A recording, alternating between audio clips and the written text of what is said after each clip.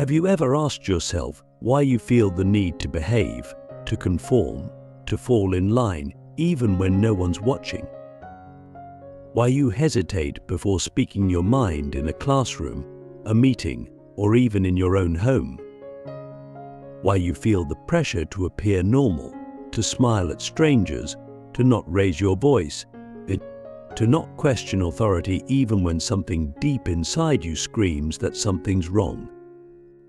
Most of us don't realize it, but we're living in a kind of invisible cage, not one built of iron or stone, but of ideas, norms, and expectations.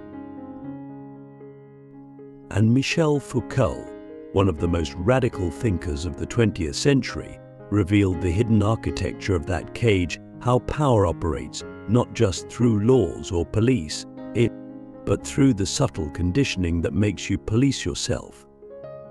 This is the insight most people never see. And once you do, you can't unsee it. You start noticing it everywhere, in schools, in hospitals, in social media, even in your own thoughts.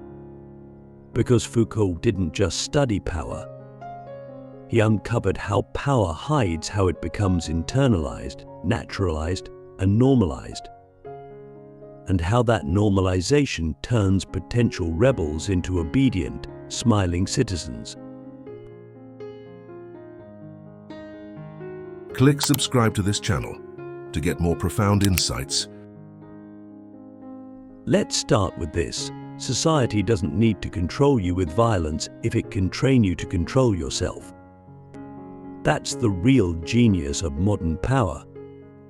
You don't need a policeman on every street corner if you've already built the policeman into your mind.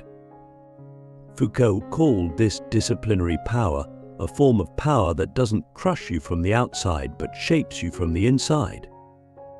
He argued that in the modern era, power got smarter. Instead of using brute force, it began using institutions, schools, prisons, medical clinics, bureaucracies to mold us, to define what's normal, to define what's sane, to define what's desirable, and then reward or punish you accordingly. And here's the terrifying part: we internalized it. We became our own supervisors. Think about school. You probably thought it was just about learning. But Foucault saw it as something much more sinister. Schools teach discipline, time management, obedience to bells, sitting still, not speaking unless spoken to, memorizing instead of questioning. And if you step out of line, you're punished not just with detention, but with shame, with bad grades, with the label of bad student, troublemaker, underachiever. Before long, most of us learn that to survive we must comply. And we carry this logic into adulthood, into the workplace, into relationships, even into our inner lives. We don't need to be told what to do, we already know what's expected, and we do it automatically.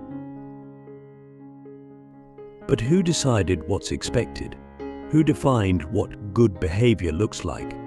Who defined what counts as intelligence, or professionalism, or success? That's where Foucault's insight gets even deeper.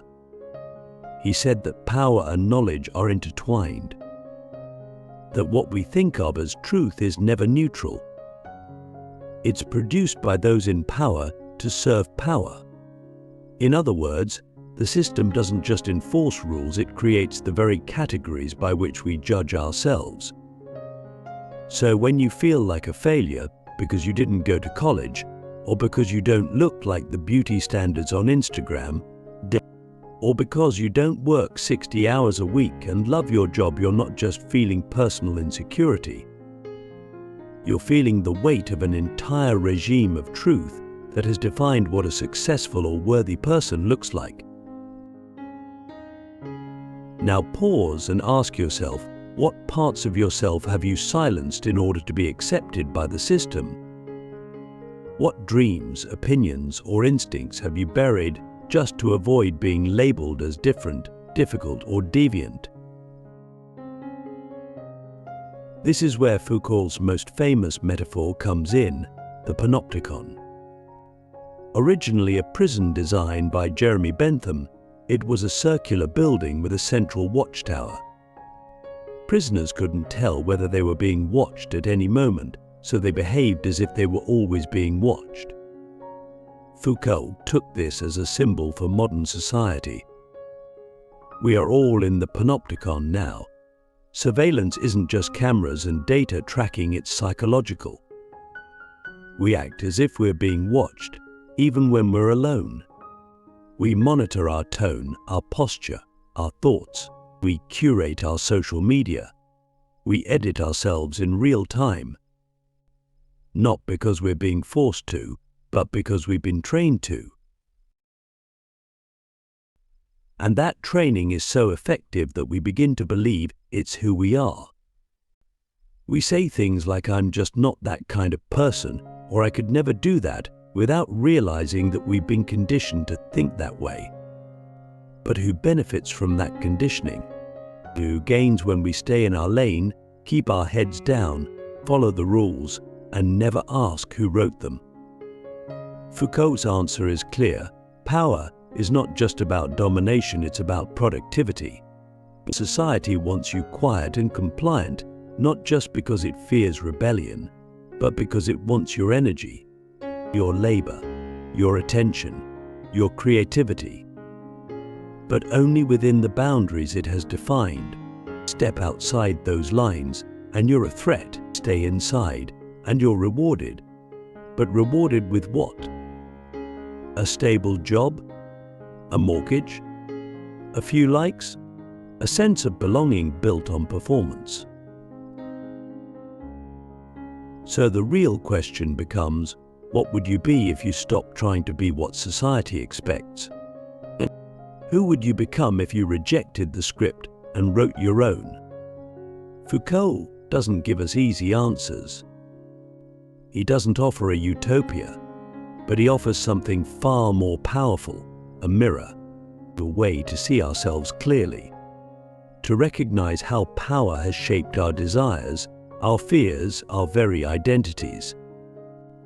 And once you see that, you gain a kind of freedom, not the freedom to do whatever you want, but the freedom to ask deeper questions, to choose your own constraints, to live consciously, not automatically. Let's get practical.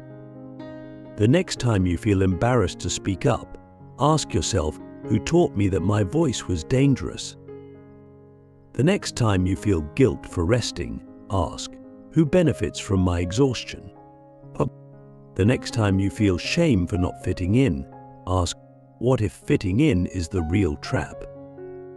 Foucault insight is dangerous because it reveals that the system isn't just out there, it's in here, in our habits, our self-talk, our assumptions, and the only way to escape it is to confront it, not with violence, but with awareness, or with courage, with constant questioning. And here's the most radical part. Foucault believed that resistance isn't just possible, it's inevitable. Wherever there is power, he said, there is resistance. You don't have to burn down the system to rebel. You can resist in small, quiet ways, by questioning, by refusing, by creating alternative spaces, but by being unapologetically yourself. Every time you speak your truth instead of staying silent, you resist. Every time you choose authenticity over performance, you resist. Every time you unlearn the rules that were written to keep you small, you resist. But resistance requires something rare, the willingness to be seen as strange, inconvenient, or even dangerous. It requires embracing the discomfort of freedom. Because freedom, real freedom, is not comfortable. It's raw. It's uncertain. It's lonely at times. But it's also the only place where truth can live. So ask yourself right now, what part of yourself have you kept in a cage to make others comfortable? What truth have you swallowed to avoid rejection? What life are you postponing in order to be accepted by a system that only values you when you're useful? These are not easy questions, but they are necessary. Because until we ask them, we remain prisoners even if our cell is invisible. Even if we decorate it with success, followers, and achievements. Foucault's hidden insight is this: the walls of society's cage are built from the inside out. And if they were built from the inside, they can be dismantled from the inside too. So now we see the invisible chains. We see how society doesn't just control us with brute force, but with habits, norms, and internalized rules. We see how we've been shaped, not only by what we're told, but by what we're never allowed to question. And that brings us to the most urgent question of all: how do we respond? How do we reclaim ourselves in a world that trains us to be quiet, compliant, and productive above all else? The answer is not revolution in the traditional sense. Foucault didn't believe in grand, sweeping overthrows of power. He believed in something more subtle, more personal, and in some ways even more radical: micro-resistance. The kind of resistance that starts inside you in the smallest acts of defiance, in things that look like nothing to the outside world, like saying no, like asking why, like refusing to perform when every part of you is screaming to be authentic. These are not just moral decisions. They are political ones. Because every time you choose your truth over the script, you're not just living differently, you're challenging the very structure of power itself. Let's bring this down to the level of your actual life. Think about your job, your school, and your community. How many of your daily actions are driven by fear of judgment? How often do you silence your real thoughts to preserve your image? How many of your goals are really just echoes of what society told you to want? Foucault teaches us that freedom begins with awareness. But it doesn't stop there. Awareness must become practice. And that means experimenting with truth, your truth. It means speaking when your voice shakes. It means creating art that doesn't fit the algorithm.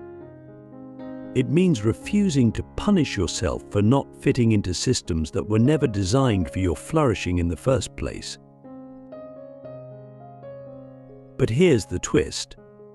The system doesn't just want to repress you, it wants to absorb you. It wants to turn rebellion into fashion, authenticity into a brand, resistance into content. That's why so much of what looks like breaking the rules today is actually just playing a different role within the same stage. Foucault warned us, power is not static, but it adapts, it evolves, it absorbs opposition and turns it into fuel. That's why true rebellion is so rare, because real rebellion can't be monetized. It can't be marketed. It can't be turned into a product.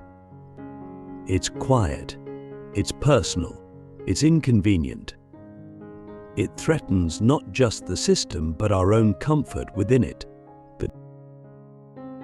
So what does it really mean to reclaim your voice? It means being willing to lose status, approval, or even safety in order to gain clarity, dignity, and truth. It means unlearning the need to please. It means recognizing that discomfort is not a sign of failure, it's the cost of freedom. And it means understanding that your silence is not neutral. It is participation.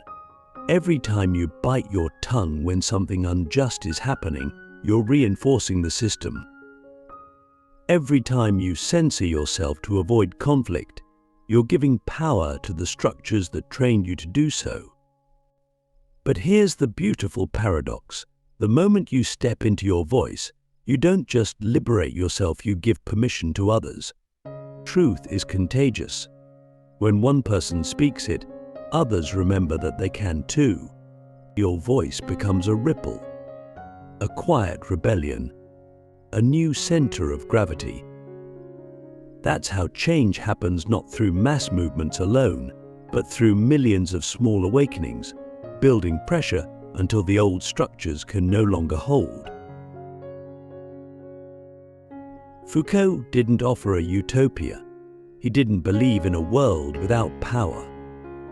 But he believed in the power of critique, of vigilance, of constant interrogation. He believed that freedom is not a state, it's a practice, a way of living, a way of seeing, a way of refusing to be what the system needs you to be in order to function smoothly. So let me ask you, where in your life are you performing instead of living? Where are you choosing comfort over conscience?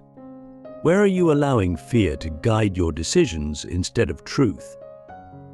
These questions are not meant to make you feel guilty. They're meant to make you feel awake, because you are not the problem, but you are the solution. You are the point where the system can be interrupted. You are the moment where history pivots, but only if you choose to act. Let's talk about courage, not the Hollywood kind, not the dramatic, spotlight-stealing kind, but the daily kind. The kind that shows up when no one's looking. The courage to show your true face in a world full of masks. The courage to be misunderstood. The courage to ask, again and again, is this really me, or is this who I was trained to be? And maybe that's the most important practice of all. Not rebellion for rebellion's sake, but the quiet, tireless practice of returning to yourself, of peeling away the layers of conditioning, or of letting go of roles that no longer fit, or of choosing to live from the inside out rather than outside in. You don't have to change the whole world. You just have to stop letting the world change you in ways you didn't consent to. That's the silent rebellion. That's how you reclaim your voice. Not all at once, but moment by moment, choice by choice, breath by breath. And one day you'll look back and realize you didn't just escape the cage. You stopped needing one, because you became something the system couldn't predict, couldn't control, couldn't silence. You became yourself, fully, fiercely, freely. So the next time you feel the urge to stay quiet, ask why. The next time you feel the pressure to comply, pause. The next time you feel the weight of invisible expectations, breathe. And remember, you are not here to be manageable. You are here to be real. Foucault showed us the architecture of the prison. But only you can walk out of it, not with rage, but with awareness, not with violence, but with voice, not with noise, but with truth.